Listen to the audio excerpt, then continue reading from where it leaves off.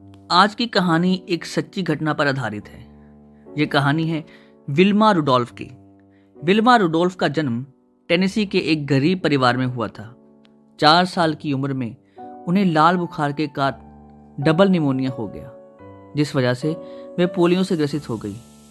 उन्हें पैरों में ब्रेस पहनने पड़ते थे और डॉक्टरों के मुताबिक अब वो कभी भी चल नहीं सकती थी। लेकिन उनकी माँ हमेशा उनको प्रोत्साहित करती रहती और कहती कि भगवान की दी हुई योग्यता, दृढ़ता और विश्वास से वो कुछ भी कर सकती है। विल्मा बोली, मैं इस दुनिया की सबसे तेज दौड़ने वाली महिला बनना चाहती हूँ। डॉक्टरों की सलाह के विरुद्ध 9 साल की उम्र में उन्होंने अपने ब्रेस उतार फेंके और पहला कदम आगे बढ़ाया, जिसे डॉक्टरों ने भी नामुमकिन बताया।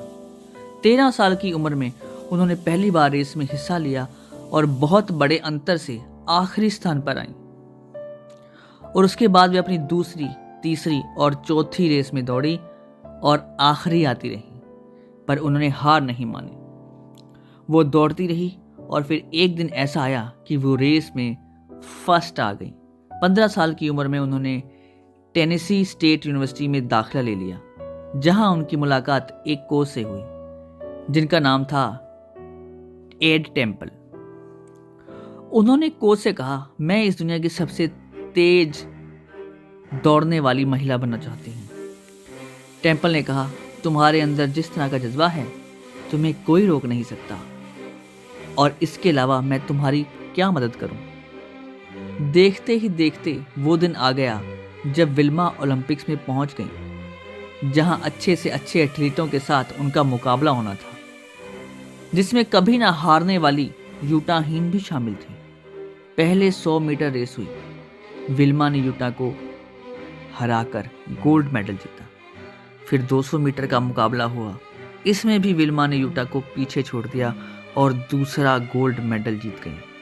तीसरा इवेंट 400 मीटर रिले रेस थी, जिसमें अक्सर सबसे तेज दौड़ने वाला व्यक्ति अंत में दौड़ता है। विल्मा और यूटा भी अपनी अपनी टीम्स में आखिरी में दौड़ रही थी। रेस शुरू हुई। पहली 3 एथलीट्स ने आसानी से बेटन बदल ली, पर जब विल्मा की बारी आई तो थोड़ी गड़बड़ हो गई और बेटन गिरते गिरते बची। इस बीच यूटा आगे निकल गई। विल्मा ने बिना देरी की अपनी स्पीड बढ़ाई और मशीन की तरह दौड़ते हुए आगे निकली। यूटा को हराते हुए अपना तीसरा गोल्ड मेडल जीत गई। यह इतिहास बन गया।